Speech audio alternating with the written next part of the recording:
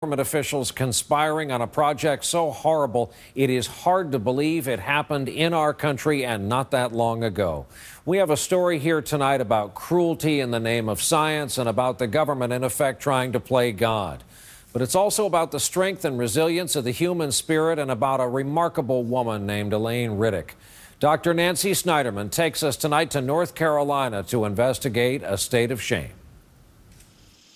The serene charm of Windfall, North Carolina, a sleepy town where the Perquimans River empties into the Albemarle Sound. But buried in the stillness of this place, it seems time has forgotten a secret shame. It was sort of a hush-hush type of thing, and the records and files were all hidden away down in the basement, locked under a key. Until this past summer, when the ugly truth about what happened here and in towns all across North Carolina could be hidden no more. If there's anyone in this room that's too embarrassed to tell your story, don't be. Tell it. It needs to be told, and you need to tell it all. There were a lot of stories that shocked those in the room that day. Stories of shame, confusion, grief. But one story, one single story, seemed to rise above the rest. I didn't want nobody looking at me because everybody knew what happened to me. That's how I felt inside. My heart bleeds every single day. I'm crushed. They cut me open like I was a hog. Elaine Riddick's story began in Windfall, among the cotton fields that rose up to meet the tiny two-bedroom house she shared with her grandmother, affectionately known as Miss Peaches. When you come back here, is it nostalgic? Is it bittersweet? Does it bring up moments of anger? All of the above. Sometimes I can come here and I am in, I can look around me and I can find beauty in the ugliness, the ugly things that happened to me. It was 1967. Elaine's mother was in prison. Her father had abandoned her, and 5 of her siblings were in an orphanage. Every adult she knew had betrayed her, with the exception of one, her grandmother. She just paid special attention to me. And she loved me. And she just gave me something that I needed. Sorry. But life was about to get worse for the poor, hungry little girl Miss Peaches tried to protect. As I was walking home, I took the long road, and the next thing I know, I was drugged and I was attacked. And you were raped? And I was raped. And my life was threatened, that if I ever told anyone that he was going to kill me. And you were 13? I was 13. That brutal rape resulted in a pregnancy. Nearly 9 months to the day of the assault, she went into labor. Got to the hospital, and they put me in a room, and that's all I remember. That's all I remember. When I woke up with bandages on my stomach. Meaning what? At that time, I didn't know what it meant. What she didn't know was that the baby boy she gave birth to that day would be her last. No one told me. I never even knew. She had been sterilized, targeted by a state board that ordered that this kind of surgery be performed on thousands of North Carolinians from 1929 all the way to 1974. 7,600 men, women, and children determined by social workers to be feeble-minded or promiscuous were sterilized, usually without their consent, and it was perfectly legal. Little boys, they would castrate them. Little girls, they would go inside them and take out their organs. State Representative Larry Womble. Why would they want to do that to a young girl? Why did they?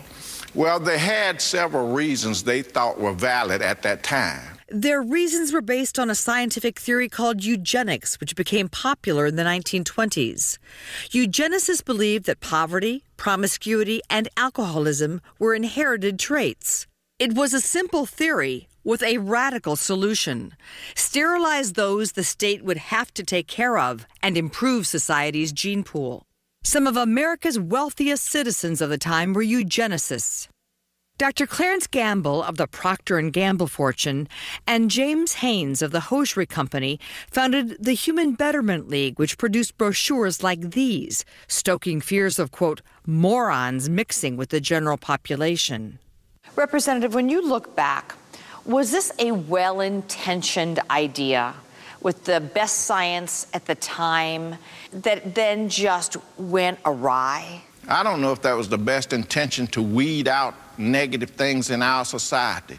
You're playing God over a whole group of people's lives, and I don't think we're supposed to play God like that.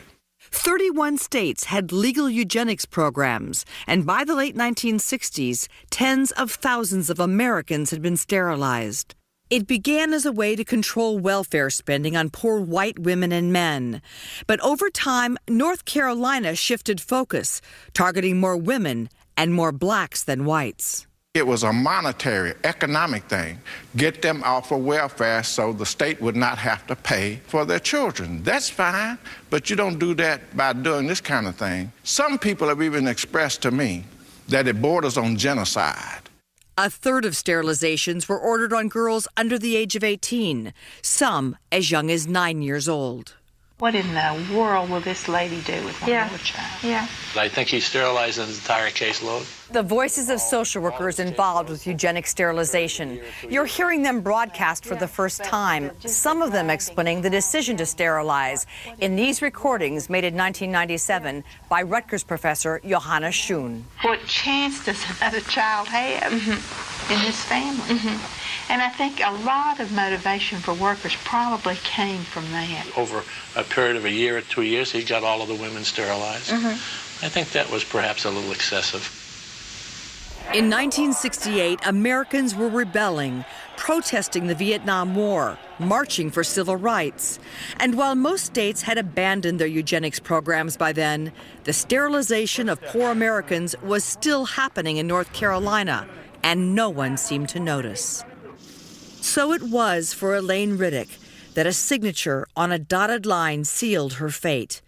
During the cesarean birth of her only son, her fallopian tubes were cut and tied off. There is a document in your file that says regarding the sterilization, grandmother consents and the procedure has been explained to Elaine. Well, how can you take a 13-year-old kid and tell them this is what you're going to do to them? The terminology did not register. How can you explain to a 13-year-old kid that you're going to sterilize them? They took something so dearly from me, something that was God-given. Trauma like this would cripple most of us, but in a moment when we continue this story after the break, we see her climb back and what she did for her only son. Again, our story continues right after this. Welcome back as we now get back to our story. For decades, North Carolina sterilized people it deemed unfit, and it did so largely in secret. And now victims like Elaine Riddick are demanding answers from the government. Dr. Nancy Snyderman continues with Elaine's fight to rebuild her life and the state of shame that existed back then in North Carolina. On the 4th floor of a government building in downtown Raleigh, North Carolina, thousands upon thousands of records few have ever seen. These are the eugenics files? Yes, and they're confidential. They're records that are not open to the general public. State Archivist Dick Langford is the keeper of the files that hold the secrets of one of the most controversial practices of modern history, the mass sterilization of Americans against their will. When you've looked at them, what was your initial response? I look at them with a heavy heart because I realize these records, as patient records, have impact on people's lives. When you look at these records, you realize they're from not that long ago, 1950s, 1960s, and they represent all kinds of people. Take this one, for instance, a teenager who was sterilized because she was deemed promiscuous at the age of 8. And here's one, a 16-year-old incest victim. Social workers got consent for her sterilization from the father who raped her. And then there are the records of Elaine Riddick, sterilized after being raped at age 13. Social workers had declared her promiscuous, mentally retarded, unfit to procreate. But Elaine had something to prove. I ended up going to college. I took the entrance exam. I passed. I got in. And she graduated with an associate's degree from a technical college in 1982. Is some of this you saying to them by your actions, you guys were so wrong? Yes, definitely. Definitely. You know, I'm worthy. I'm not that little nappy head, dirty clothes, hungry little girl anymore. I don't know where I would be if I listened to the state of North Carolina. Her proudest achievement has been her son, born 43 years ago and under unimaginable circumstances. Hey, Mom. Hi, Good to see you.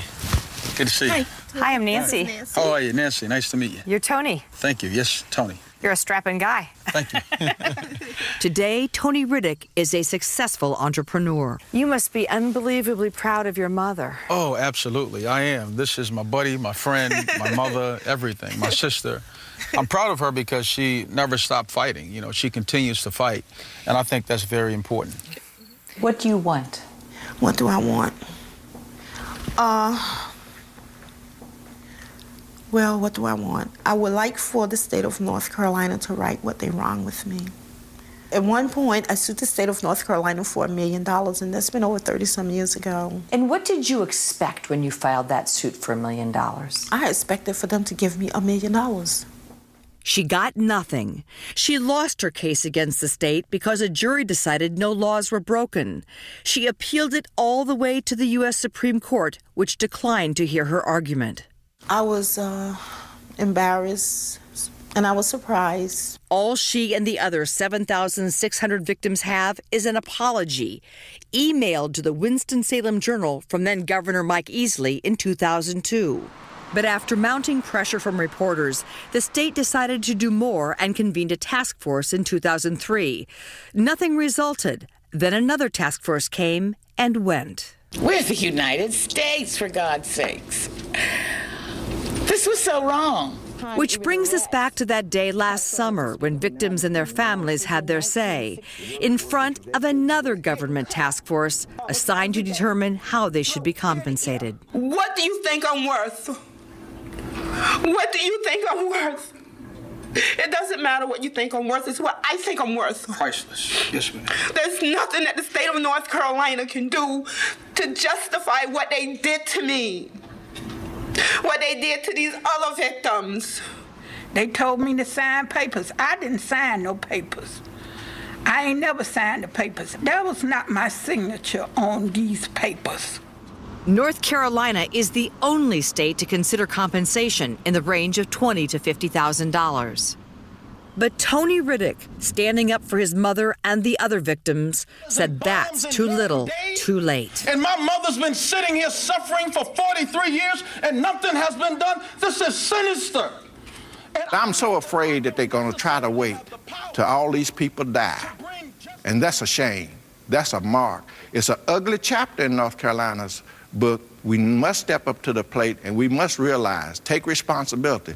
There is nobody in North Carolina who is waiting for anybody to die. Again, Bev Perdue is North Carolina's governor. To stand up and say, I want this solved on my watch. I want there to be completion. Is there a plan to help these people? Our plan is very thoughtful, I believe. We have gone through the process of having the hearings. You have to have people who self-report. I can't. Why? I mean, you have the records. Why not proactively go out and find these people? Because even if you go out and proactively find them, there are lots of people, just like in other medical cases, who don't want their data shared. They want to know know money? Nancy, from my perspective as a woman and as the governor of this state, this is not about the money. There isn't enough money in the world to pay these people for what has been done to them. As the Riddicks await the state's decision, they focus on the part of the family legacy that really matters. There's something to be said about young men who are raised by strong women. Yes, ma'am. I got my cup overfloweth. Go!